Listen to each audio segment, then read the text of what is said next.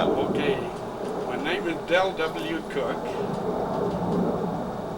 I live at 4162 College Drive, just between Weaver State football field on the north and the D Event Center on the south. We've lived here for 25, 30 years. I can't remember that far back. My memory's gone yonder. My father's name was Samuel Cook. My mother's name was Elsie Williams, Elsie V. Williams. They've never figured out what the V stood for, but that's what it carried on, and a lot of people questioned it at different times about that. My grandfather's name was David Cook. He lived there just east of the bluff on the Syracuse Road. Grandfather Cook was the first bishop of the Syracuse ward.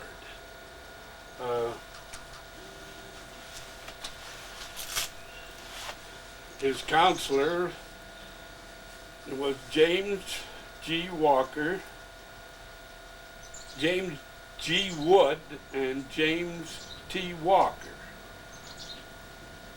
And his home is still standing there, and it's part of the home was taken off on the northeast corner, kind of a little kitchen and a place where they used to separate the milk, and the barns have gone. They've fallen down, I guess, and been completely removed. Our home was just east of there, and it is still standing. It's about 2 city blocks east of there. Between grandfather's old home now is Ben's place, and that was on the west side of father's property that he got from grandfather, or after that his grandfather took over the original property down there. And then after father and Merle was married, Dad built a little place down there just east of Max's, and then Max's home, and then our home, and it's still standing, and the state sold it here a couple or 3 years ago. Well, maybe I could ask a few questions about your grandfather. Were you alive when he was alive? Yes, sir. About how old were you when he died? Oh, I was a teenager. So you'd know quite a bit about him. Well, some yes. I remember different times. I remember one time when they went down to a trip down into San Diego. And I have here, just in front of me here, a picture of grandfather and grandmother. Now, you want to hold them up? I can get I think I can zero in. Here's a picture of grandfather and grandmother Cook, and a picture of grandfather and grandmother Cook in an old jalopy that they were photographed in. I don't think grandfather ever drove a car, to be honest with you, but he got a picture taken in that car there, and that came back with him, and I inherited. Now I also have a picture of grandfather Cook when he was made bishop, and James Walker and James Wood here, if you want to close-up picture that. It's the center one right there. Don't get too close, I won't do it, George. Far away you are. Yeah, I had That's okay, it's about right there. Okay, we got it. That's the one that you usually see hanging. Is there any of those pictures available? I think that picture got burned when the Syracuse Chapel burned down. Oh, I've seen some. I don't know where. There might be some of them here.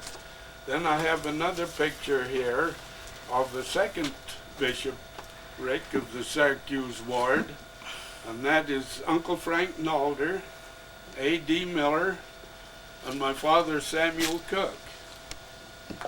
That's one about where you were, corner. Jordan.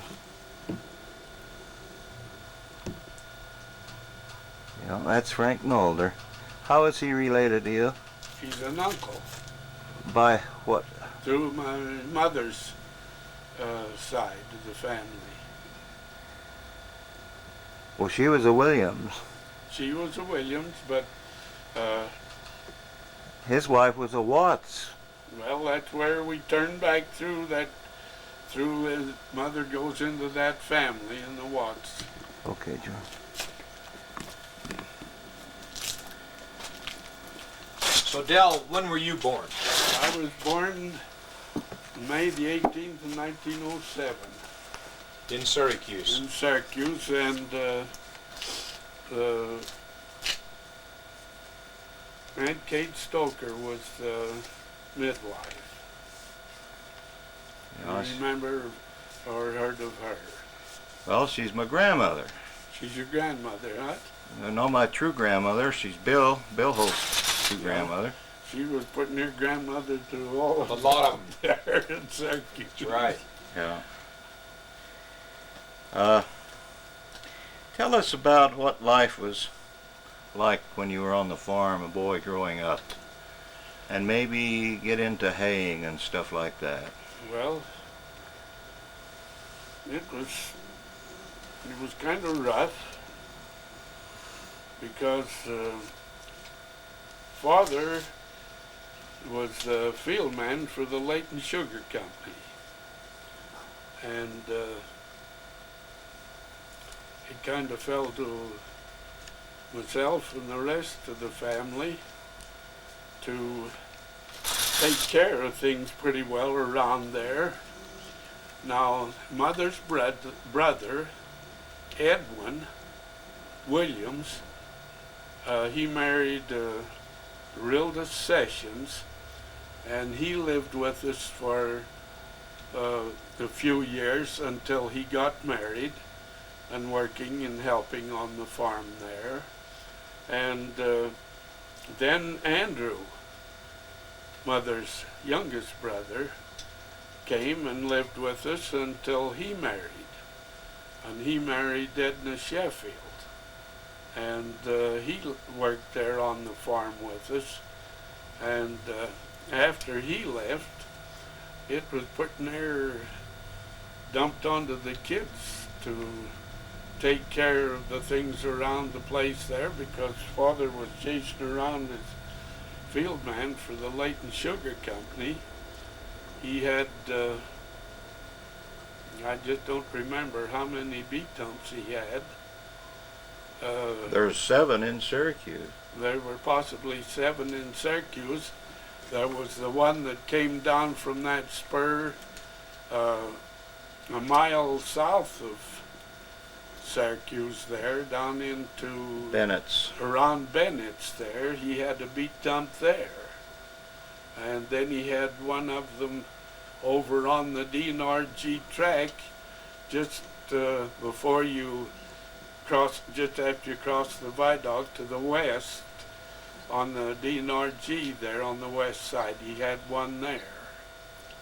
And then he had one over on the West Point Road when they ran that spur from just below Joe Steed's. Uncle Tom Briggs is there, and below Joe Steed's property there, off along the bluff, he had a beat dump there. High Bennett's. Yeah, it could be over there. I think Oak Wilcox mentioned that. I was working there one day with him, helping him clean up just before the beet season started, and we had his little, the first vehicle that he got from the Layton Sugar Company to drive around with it was a little T-model Ford and truck.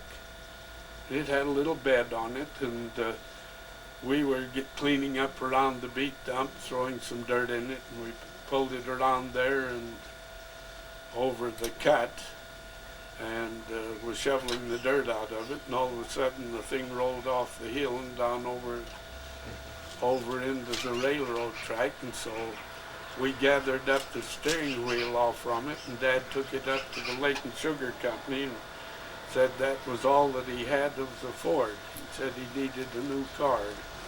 Uncle Jim Ellison sent him over to old Lucius Lottie's Ford there in Layton and told him to give him a new car. He drove It's just home that with easy to get, huh? He drove home with a model coupe that day. But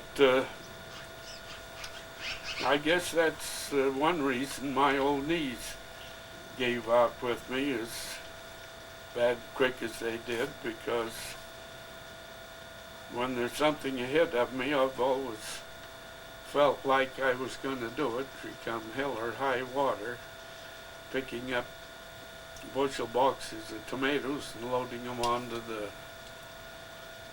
the old wagon, 4-inch steel tire wagon, and they weren't low, and hauling them up to the Barnes Canning Company and the beets and the hay. We had a barn there that we stored the bigger part of our hay in, and that was quite a process, getting all the hay in for the cows. We had 5 or 6, maybe more than that at times, milk cows, and we sold the milk to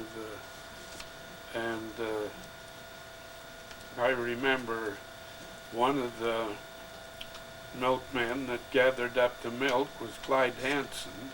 Is that right? He had a route. Clyde Hanson. Clyde Hanson gathered it up, and he turned out to be my old scoutmaster, one of my old scoutmasters. And then Father had usually about 250 chickens around there for white leghorn chickens, and he gathered those up and kept those going, and we had eggs and pullets to eat all fall long. I think I grew up on cracked eggs and little roosters just as quick as they'd show signs of being male. It was Ben's orders to chop their heads off and clean them, take them into Mother for the stew pot.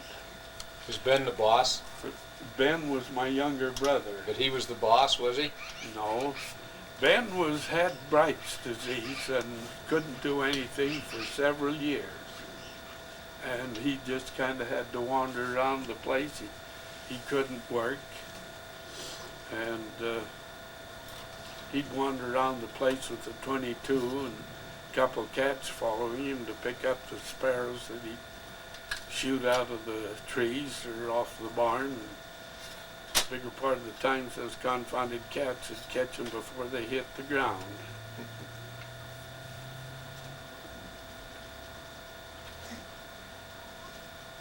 You used a barn. Did your grandfather have a barn down there on the bluff? Grandfather, I don't think had a barn. I believe they did. The track went in on the west side of the barn and came into the barn, and off the south of the barn he had his a place for his horses and the cows that he had, and there was a door out the west and a a little krill out the southwest side of the barn for his cattle, and the horses were in the east side of the barn. I remember that very well because grandfather had an old cap-lock revolver in the curd-comb box of the barn there, and I wanted that so bad that my teeth ached. And I tried my dangest to get that from grandfather, but I don't know his reason, unless I was too young or something, but I never got the gun, and then I went off to my mission and to school, and that thing disappeared. And see, I was gone for about 5 years on schooling and to school and on my mission to Germany, and my revolver, cap-lock revolver, disappeared. But I do remember the barn very distinctly. He kept his outbuildings in tip-top shape, and his place was as good a looking as any place in the valley. Do you remember picking tomatoes and that down there? Yes. And thinning and hoeing beets? I did that. How about the threshers? Did the threshers come? The threshers came there. What was your job then? Well, about anything they could do, but I'm going to back up quite a little ways now. When I was just a kid, and a young kid, Dad and Uncle Tom had big orchards, apple orchards, and it seemed to me that I had to drive that confounded spray wagon, and I'd be up on the front of it on the big tank that they had, and they used arsenate of lead and Paris green, which are all forbidden right now. That's out completely. And as a rule, Uncle Tom, the fruit trees were a fairly good size, and Uncle Tom was on the spray wagon up high above the old one-lung gasoline engine that go chug, chug, chug, chug, chug, something like that. And every once in a while I'd get too close to a limb, and Uncle Tom would usually bless me with a few nice kind words and then turn his spray hose on me. And Dad and maybe one of his other kids would be following along each side of the road with two hoses, spraying the under part of the trees. And during the harvest season, I was making wooden apple boxes, and I remember distinctly that I was small enough that I could sit in one apple box, turn the other one over my head and hide, because it kind of got tiring of sitting there making apple boxes all day. But I got so that I could turn out apple boxes in pretty good shape. You had to have been a pretty small lad to have been able to do that, too. Well, I was making apple boxes for him. You remember, now this is Tom Briggs you're talking about. Yeah. You remember his big, what do you call it, an apple cellar? Well, it wasn't a cellar. He had he had a big cellar, and on both sides, and then he had a driveway through where he could put the apples, run them down a chute on either side of the driveway through his building, and that driveway went north and south from the house, and there was a cellar on either side, and a couple chutes that they could slide the apples down into there. And then up on top he had another place up higher. It was maybe 3 or 4 feet from where the driveway was through there. They could set the boxes off in there, and there's where they worked and packed and sorted the apples. What kind of apples, Dale? Can you remember? Well, they had Jonathan's, they had Wine Sap and Ben Franklin, and then they had a couple early ones, a little yellow transparent, and then there was another one that's real tart. I got some up at Bear Lake here, I can't think of that. Roman Beauties? No, they had Roman Beauties, and they had a yellow one, and I forget the name of that. That was before the Delicious. Did he have a wine press or a apple press? Yeah, he had a press, and they made the apple cider, and we got into that occasionally after it got a little. How could you not? Well, maybe we'll come back to some of these things. Your father owned part of Central Merck with T.J. Thurgood, didn't he? Yes. Could you tell us anything about? After they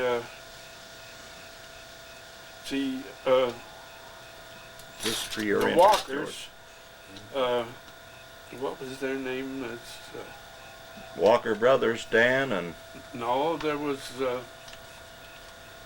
it was Ralph Walker's father. That was Dan. Who? Daniel. Well, whoever it was, Daniel Walker. And his wife was coming home from Ogden, and where the OSL crosses the road on an angle just south of Clearfield, a train was going north and they were going south.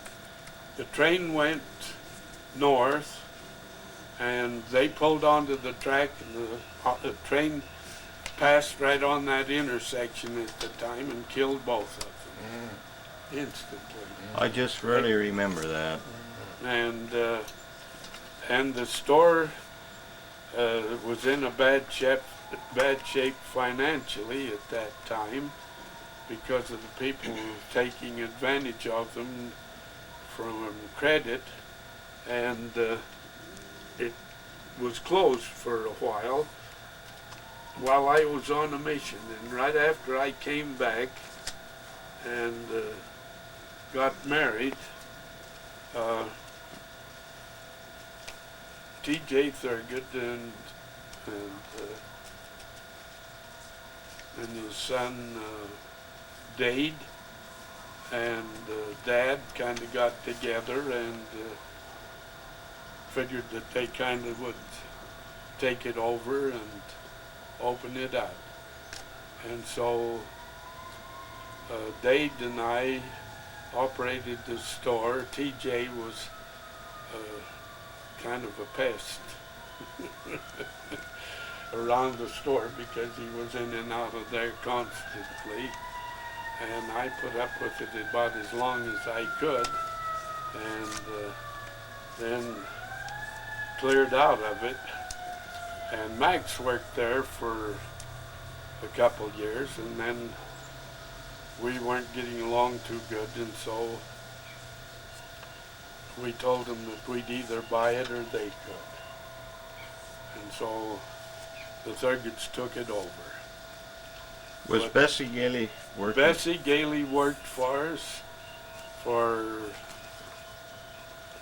a good big part of the time that I was there, and that was about 2 years, and the time that Max was there.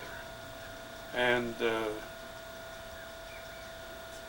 Dad's oldest brother took over to Helen Radden and her brother, and they related to the Millers. They lived with them. That's David Cook,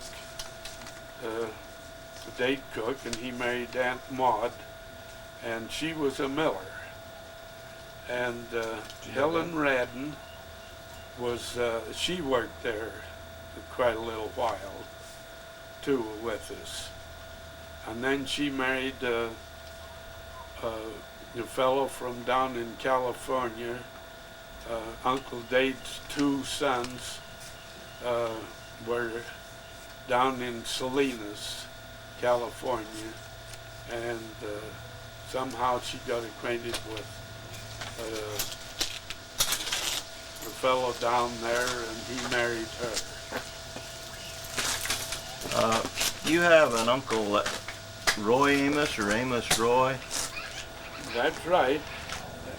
Uncle Roy was Dad's younger brother, and he married Mother's sister. So you're a double Cousins. And one of Dad's sisters, Lydia, married Dad's brother, or married Mother's brother. Aunt Lydia married Uncle George Williams. And he was a railroad man working in out of Salt Lake. And then after he retired, he went down to Hurricane down in St. George, down just east, south, northeast of St. George. How many? So there was three of that family. Yeah. How many children did Bishop Cook have? Well, quite a number of them. I couldn't name all of them. I got a picture of them here. But, well, maybe we can get it later. You can get that later and get them directly. Dale, tell me what time period that was that you were in the grocery store. Can you remember the rough period about then? Was that must have been around the 20s? No, it was around about late 30s, early 40s. It was around about 30. 36 when he got No, it was earlier than that. I think they took it over and opened it up around about latter part of 32 or 33. Because I came home from a mission in 31. So I definitely know that was about that time. And I stayed there about 3 years, I think, and then I got a job with the Utah Power and Light Company and moved off. So Took over my house down in Syracuse. I remember about that time. So that's when you moved out of Syracuse, when you went to work for Utah Power and Light. That's right. Did they transfer you out of the area? Pardon? Did they transfer you out of the area, or? Where, in Ogden? Yeah, you worked in Ogden here. I worked in the Pioneer plant. I started as a groundman at the Ogden division there, and worked there about a month. And then I got a call from Salt Lake and told me to report up to the Pioneer plant. There was a job up front for me up there, and I was to report the next day. And he said that I'd get paid $103.50 a month and $10 house allowance. And I went on the payroll up there, and that was in 1930.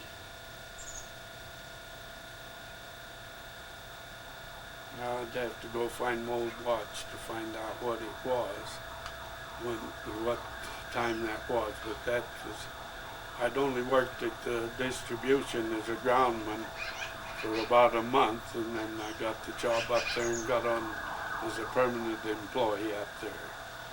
I worked up there at the plant as a second operator, and then went on as a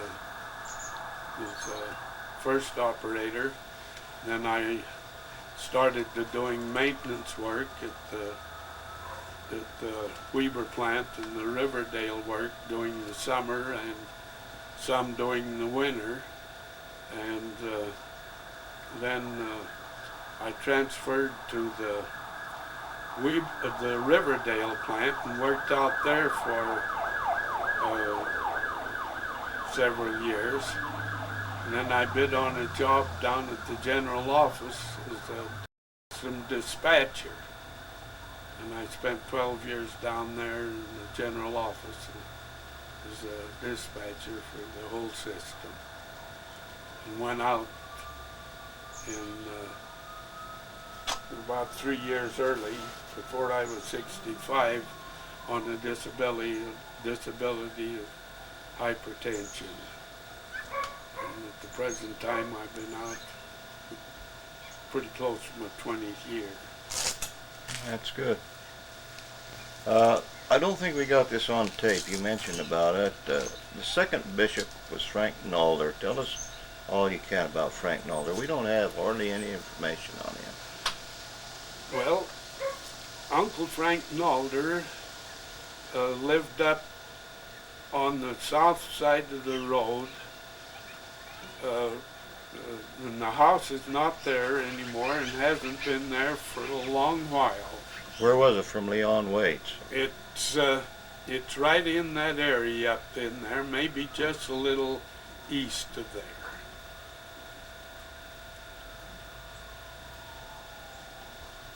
And Uncle Frank Nalder married one of the Watts, and that gets into Mother's family with the Williams. And that's a polygamous family, and where it goes from there. And that's why you call him Uncle. Yeah, he was always Uncle Frank Nalder, and we were very close. And I have a short history here. Dad wrote this history just a short time before he passed away, and I have 5 or 6 copies of it here. Hey, we'd sure love to have one. We could make a copy and give it back to you, or... Now I have a copy here of the Cook Genealogy Foundation here, and it kind of goes back into the Cook family, and the early part of our family came over on the Mayflower, as far as what Dad has here. And then I have another short history of Grandfather Cook. Let's see, that'll take you in 1, 2, 3 or 4 pages here. And then there's the last page is titled Our Ward. And he gives a little sketch of the division of the Syracuse Ward. Now, when Grandfather was put in the bishop, or when the Syracuse Ward was organized, is starting at Bountiful. I was the Bountiful Ward, then one in Centerville, or maybe not in Centerville, one in Farmington, one in Kaysville, one in Layton, the Syracuse Ward, and Hubbard. That was what there was at the time.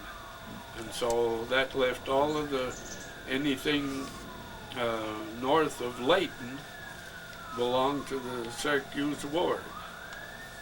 And there is just a little sketch, and I was reading this here just the other night, and I don't remember what it was, when the Clearfield Ward was organized, and I think that was the first one that broke off.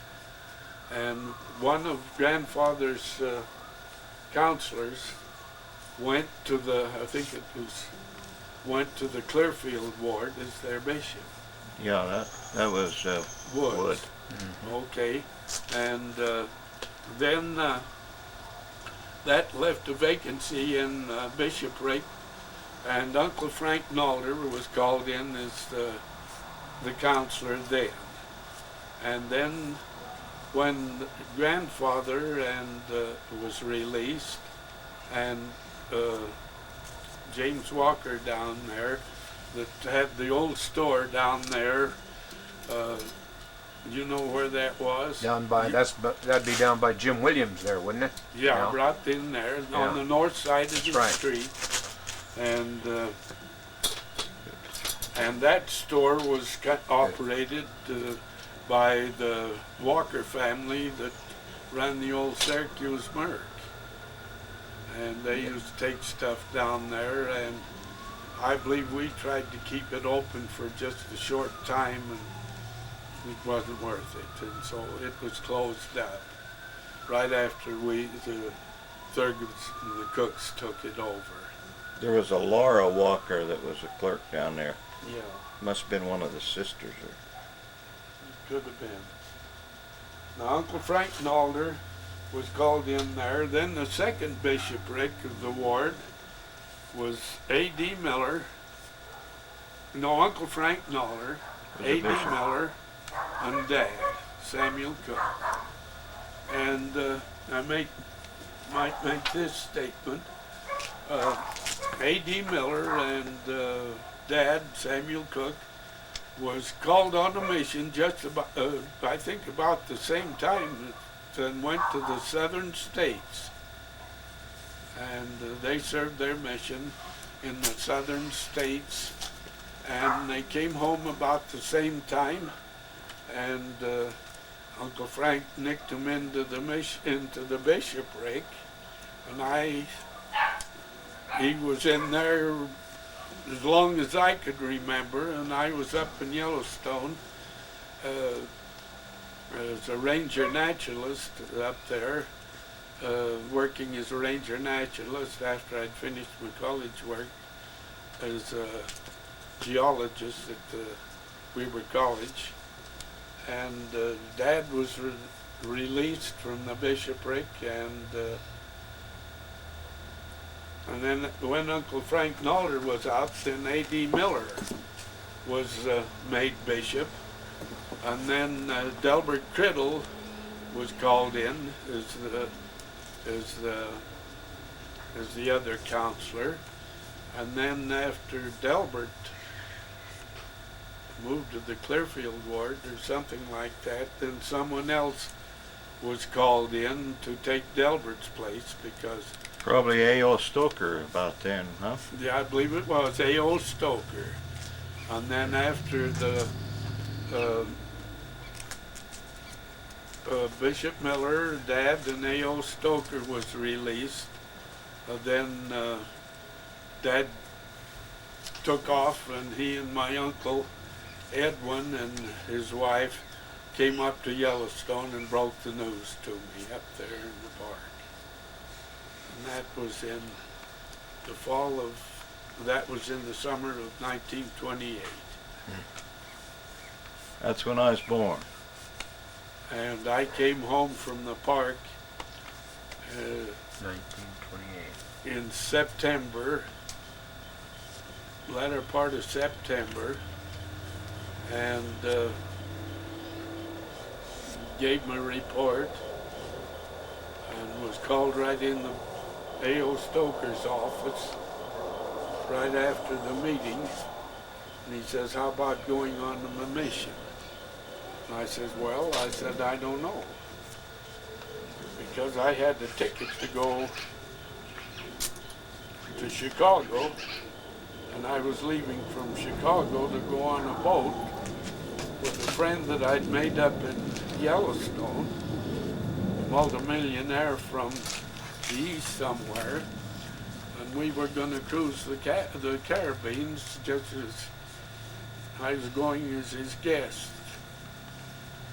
But he talked me out of it, and I landed in Germany, and I left just before about the middle of November down here at the Ogden Depot and headed east for Germany. Landed over there and got back from Europe in around about September, the latter part of September 1931.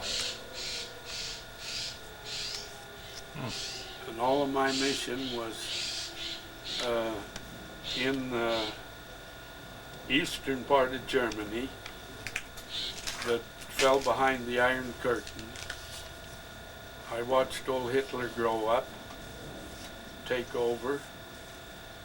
I've been within 15 or 20 feet of him a number of times. No kidding. Adolf. Adolf. Huh? You were on a Mormon mission at that time. I was on a mission. How did they treat you missionaries when he was that Never close? bothered us at all. In fact, they sort of respected. Well, during the time that I was on a mission under Hindenburg, in fact, up in 2 or 3 of the big branches up in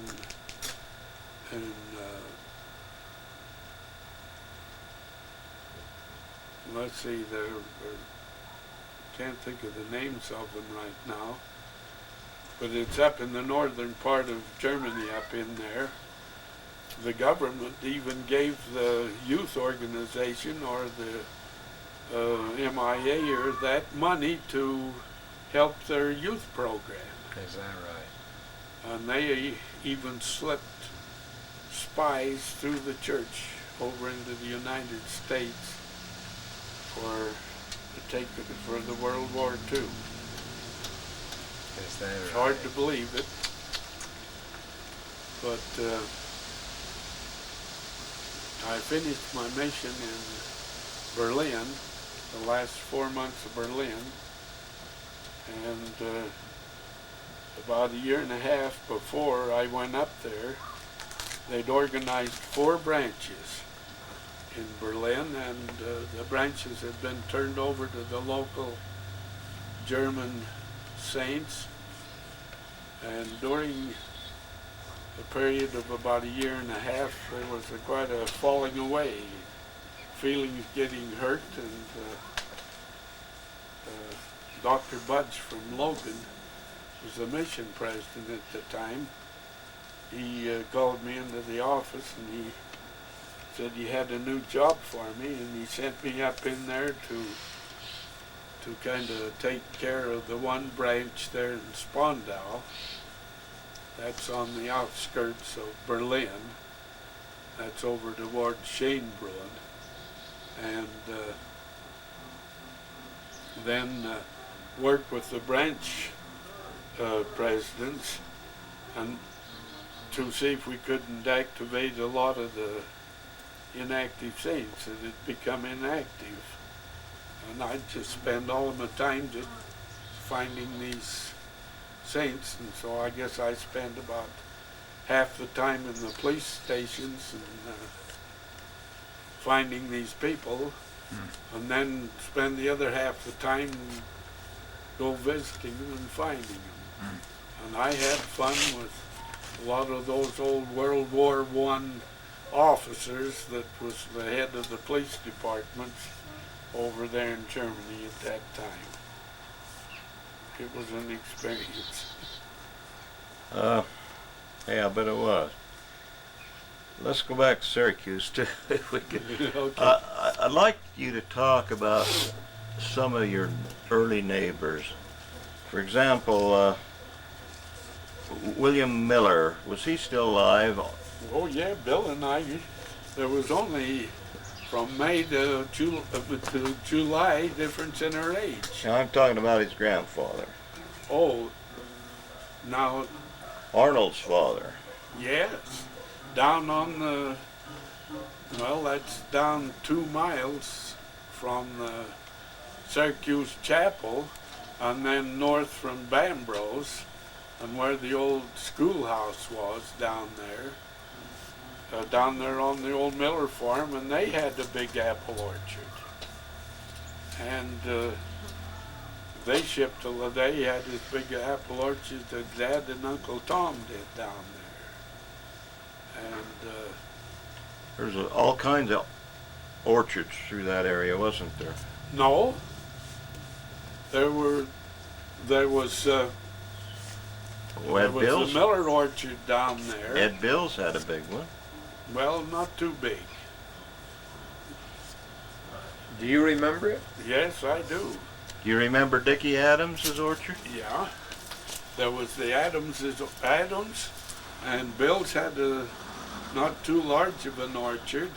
Then Dad and Uncle Tom had their big orchard. And then we go north to the Syracuse Road and up past the old meat packing plant that was there after you cross the railroad track and go east up there. Now there was 2 or 3 big orchards up in there. Now I just don't remember who they were or the names of those people that owned them up in there, and they were the big ones. There's a Gil Parker that had a bunch Well, over towards West Point. well, there was some small orchards over in West Point, but nothing like these 3 or 4 that I've mentioned, these apple orchards. And then there were some of them started to growing some apricots. And then the Smith Canning and Barnes Canning Company would buy them and can them. Can you ever remember the old Syracuse cannery down Yes. across from Joe? Joe cooked down there. Was it functioning in your lifetime? Yes. But I was just a kid at the time. It functioned up until the time that the Barnes built theirs up there north of the Syracuse Church up there. Then that one kind of went to the dogs and fell down, and it was used. A bunch of bootleggers got in down there and were making whiskey, bootleg whiskey during Prohibition time, and about 2 or 3 times a week these trucks would go up the Syracuse Road, down the Syracuse Road, and then back, and then when they raided it, and Holbrook, Joe Holbrook, the sheriff at the time, he's the one that made the raid. And then they dumped all of the mash out there, and Joe Cook was pasturing around there and had a whole bunch of hogs around the old part of the old cannery there. I wonder what And dogs the old looked like pigs drunk. got the mash and were drunker than we got quite a kick out of it. They got into it and ate it all, drank it all, huh? Yeah, and they were a drunken bunch of pigs, so we went down there and watched it. Joe and I went to school at Weaver together. After they'd come back from their mission, Joe Cook and Joe Steed, and I roomed with Joe Steed with Cynthia Pingree, that's Merle's mother. Joe and I roomed there 2 years, and Joe Steed roomed there 1 year with us. Is that how your dad got acquainted with her afterwards? Well, that's how Merle was the only sister I ever had.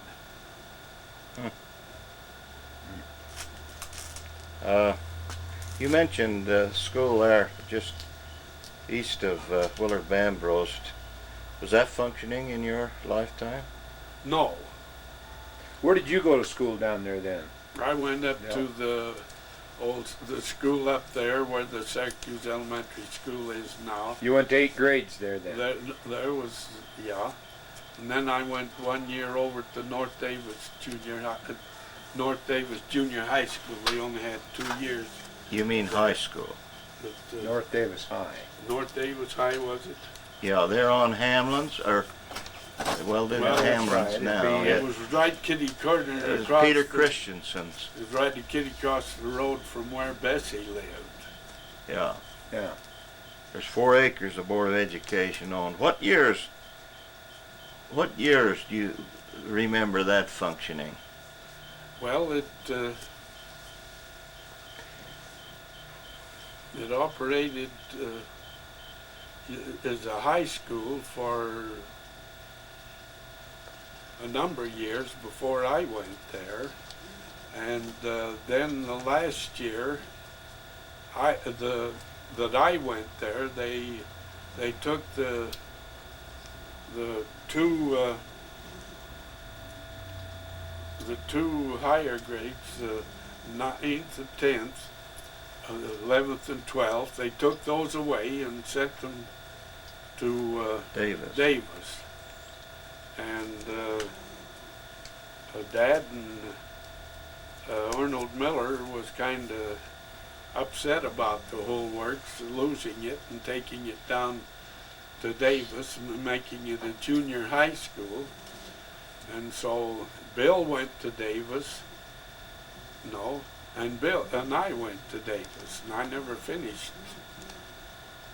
It was a junior high school. I went down there, went to Davis. You go to school there when my sister Portia?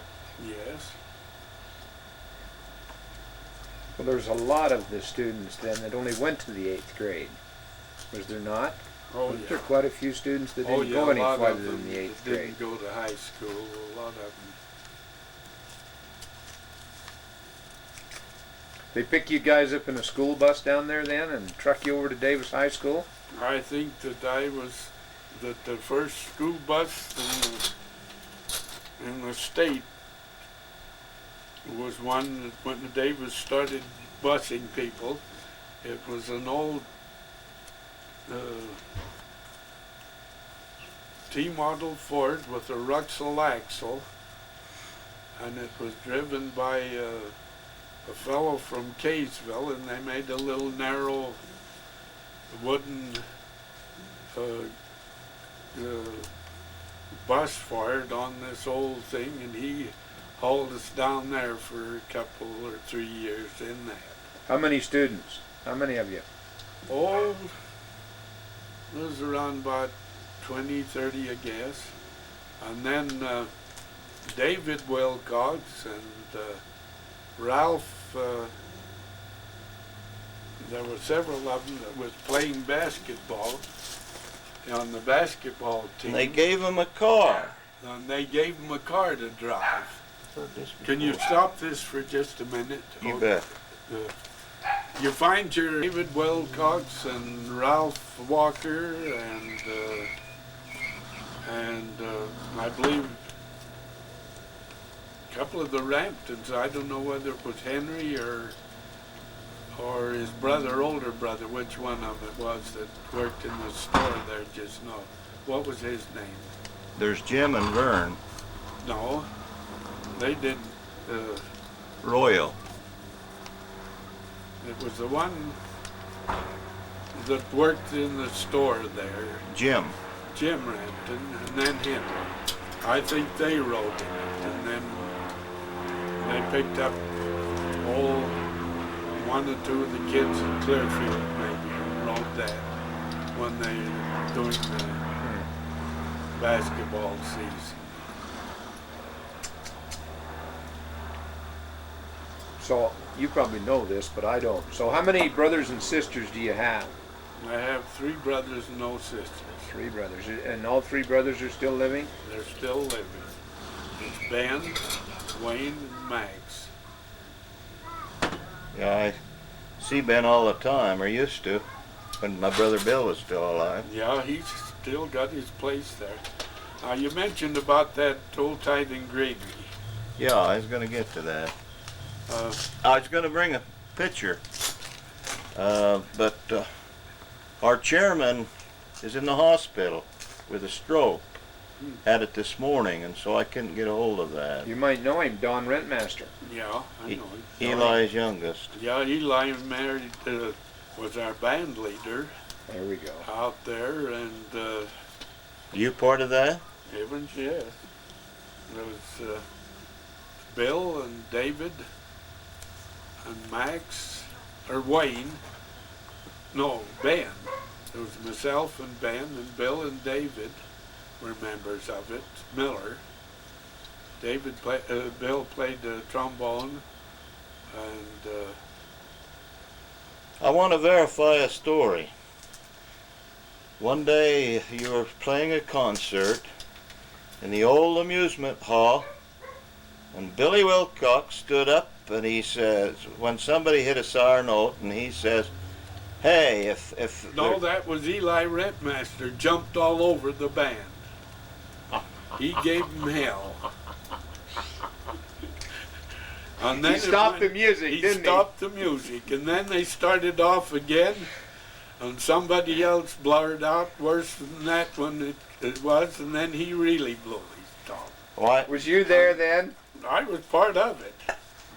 Well, And I then heard old it was. Bill Wilcox and two or three of the other, and just had a conniption, and they just went. There was hell popping in that in that place at the time, and they got up and started up onto the stage where we were. A couple or three of them. They pulled the curtain, and then we walked out one or two at a time, and Well, I then heard they it was. pulled the curtain. I heard it was all planned. It was all planned, the whole works. They pulled the curtain, and just before they got up there to go on one side or the other of the stage, to get up on the stage to kind of straighten things out, we were all back in our seats, and the curtain came open. We started playing again. And you didn't know anything about it? Oh yes, it was all planned. The whole deal, even you guys, the guys. Yes, we knew all about it. It was rehearsed. Yeah. How old would you have been? Would you be what, 15? No, I believe I was a little older than that. The band stayed together pretty much till till we started leaving for school. You don't want to. You don't have your old horn that you used to play that you want to donate to the artifacts, do you? No, I gave it to Doug, and I don't know what he did with it.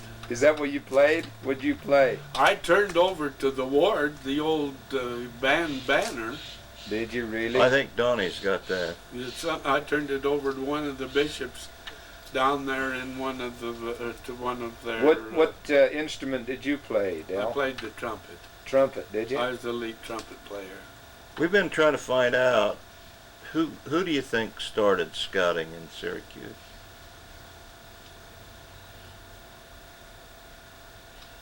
Lord Anderson had a lot to do with it. He was the first scoutmaster. That's the name we keep. That's a hearing. name that keeps coming up. So That verifies it. That's Lord Anderson. And when they see at the time that the scouting organization was set up, we belonged to the Salt Lake Council. well, we started with the tithing house and go Okay. start on And, something else. When they came up there, now when the scouting organization was started, it started with the older ones around about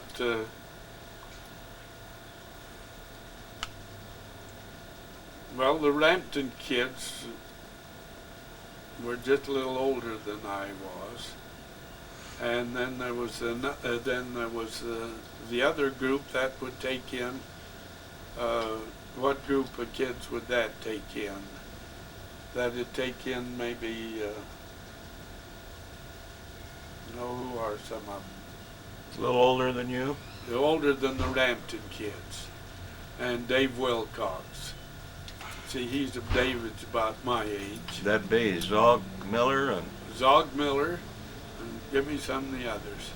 what, And the older group, and I had just, Chick Walker, yeah, and the old baseball team. and White. then some of them older than that. Mhm. They were about the middle-age group that started in there, and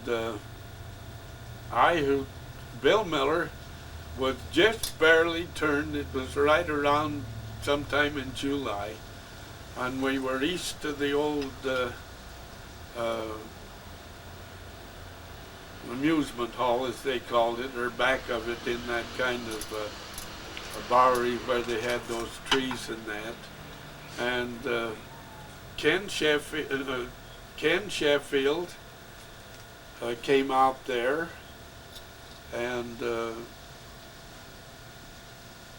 another scoutmaster from there, and I forget who it was. Oh, it was Ken Sheffield and Lawrence Ellison and someone else from Kaysville. Ken Sheffield was, they had just organized the scout group in Kaysville and then came out to Syracuse. And Lawrence Ellison was part of it. And there was a fellow that lived down there on west end of the Gentile Street. There was two brothers down there. Who would that be, Clayton? Corbett? Corbett.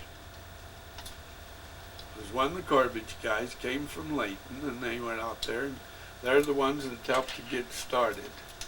And Bill Miller had just turned 12 years old. So if you want to start figuring from there.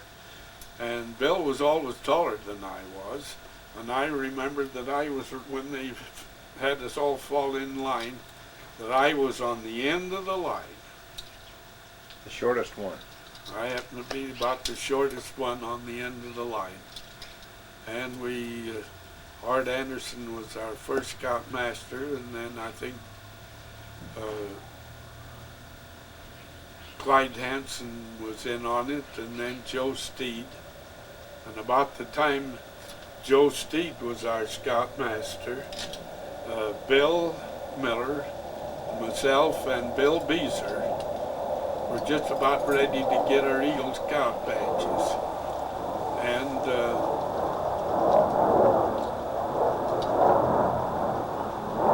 Joe Steed was going right along with us to get his Eagle Scout badge at the time. And we pulled a shenanigan on him and got in touch with one of the fellows over there in West Point. He was a school teacher, Bybee. Henry Bybee, could it have been? He taught school over there, and he was one of the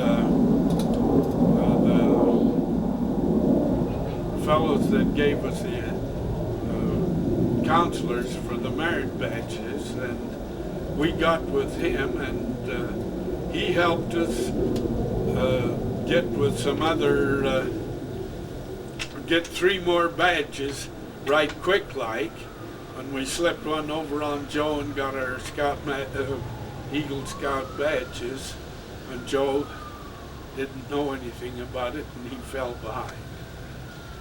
And we were given our Eagle Scout badges at the old Kaysville chapel there. Steakhouse, huh? The old Kaysville Steakhouse. And Dill Young had just been appointed the Scout executive, and they just organized the Ogden Area Council. And he was the one that gave us our badges, and at that time, There's been something tragic. he stated, he came up and talked to Bill Miller's funeral up here in the D Event Center, and he made the statement that when he gave those 3 badges out, that he didn't know the difference between Eagle Scout badge and a tenderfoot badge. Is that right? He's sure been in scouting a lot. Yeah. Yeah, we interviewed Oak Wilcox not too long ago, and he's done a lot of scouting in Syracuse. Yeah. But we were the first Eagle Scouts. Out of Syracuse. Well, I think there was one other in Davis County. Who were the 3 of you again? You and There was myself and Bill Miller and Bill Beezer. those 3. I think one of Ken Sheffield's boys there were 2 other Eagle Scout awards made in Kaysville just about the same time. Now, whether they was before ours or after it, I don't remember. But if they were registered in Salt Lake Council. Could you give us a description of what you remember the tithing house looked like? Or was it just a tithing granary? Or It was a granary. On the south side of the road was the tithing lot. Now that was just west of Uncle Tom Briggs's property and just east of the bluff. And it formed a V along the bluff. Now where Heber Cooper? Heber Cooper was the one that kind of fell heir to it somewhere, and Right in he the corner built there. an old, right in that corner, that three-corner place there, and that was right south of the old tithing granary, and That'd be where they had their in-kind, such as hay and... that's right. And the granary was on the north side of the... What did it look like? Well, the granary was made out of 2-inch material. The floor joists were 2x12s, and they were 16 inches apart for the floor, and they were set on about 4 or 5 big rock foundations that stood up about 2 to 3 feet above the ground on the west side, and maybe not quite so high on the east side. And the foundations were running north and south, and they were open on each end for ventilation.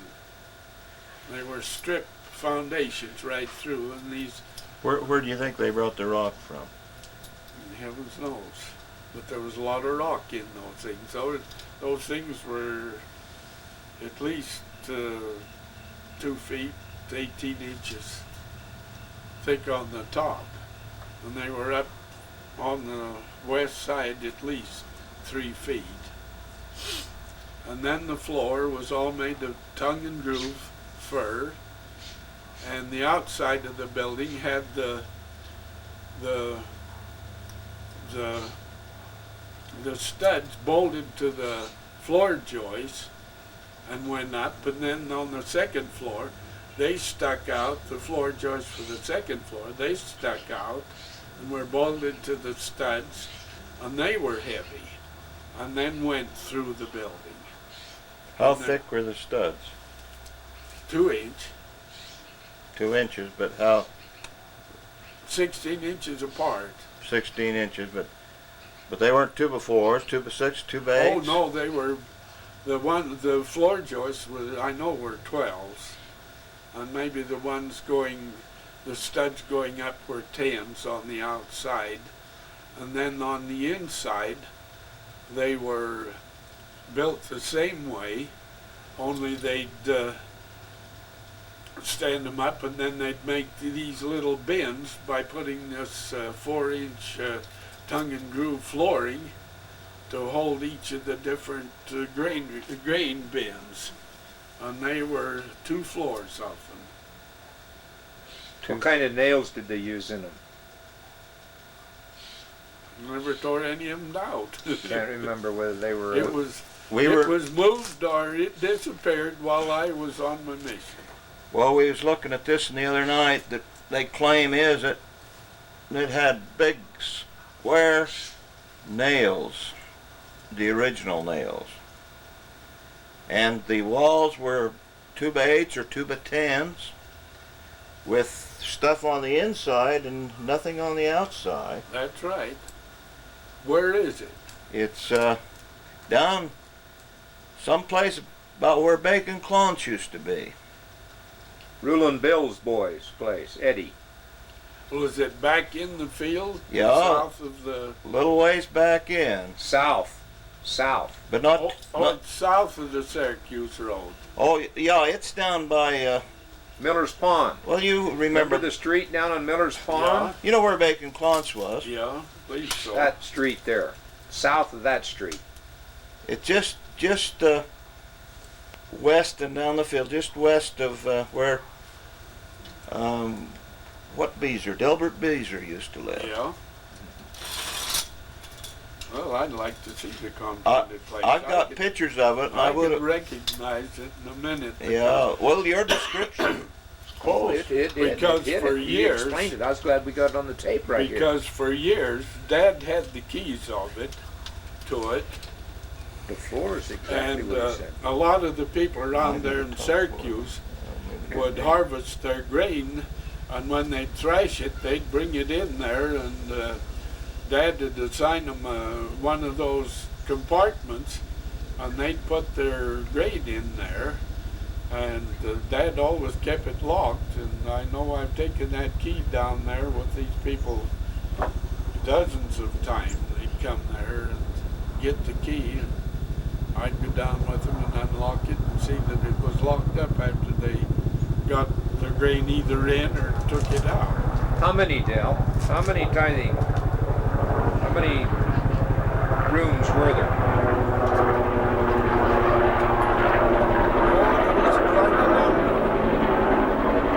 Quite a few. I wouldn't be a bit surprised if there wasn't 10 on each floor. For the different types of grains or different. How big would you say it would be on? Was it square? This is almost square, isn't it? No, Yeah, it isn't it's quite more. square. It was a little longer in the north and south way than it would be the other way. There was a hallway right down through the middle and the stairs to get up into the upper floor. I want to ask one more question, and this isn't quite to the tithing shed. We've run into some buildings down there that are about that time, and there's a plaster that's in between the log.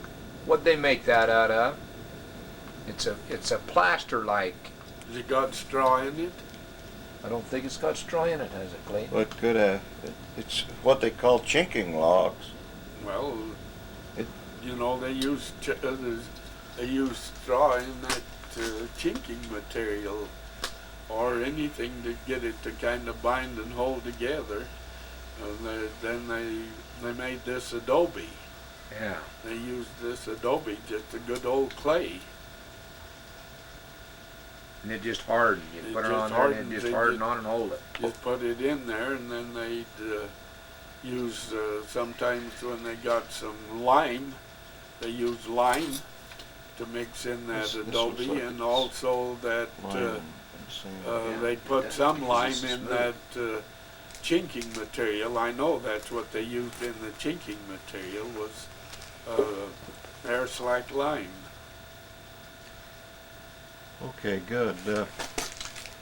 Let's go to one other thing, then we're gonna have to leave. 3:25. So We want to maybe go to the hospital. We talked about the thrashers. I want you to think back a little bit. I guess it was back in the days of Orson Bybee, and there was a Gailey. Do you remember who was? Anyway, give us some detail of the way the thrasher worked.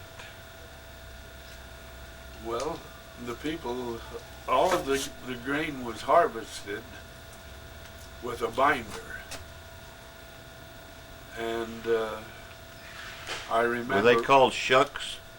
Well, the shock, and then they shocked it up to dry, and Then brought it in on a wagon. we threw it up on a wagon, brought it in, stacked it up in a round stack, and put them so that they could run that front part of the separator that they fed it into. It was only about, well, maybe 4 or 5 foot wide. Then they'd get a couple guys on each stack and feed those bundles into the, they called them bundles, but feed it into the thrashers head first. And I think Bybee had one, didn't he? And some people over in Westport, Stoddards, and they used to take their old, when they weren't thrashing it, and they'd drill wells with this old steam engine. What? How would you describe that steam engine? Well, they're just an old big old steam engine with a great big old wide wheel, two of them on the back, and then the boiler had narrowed down, and the firebox out towards the front, and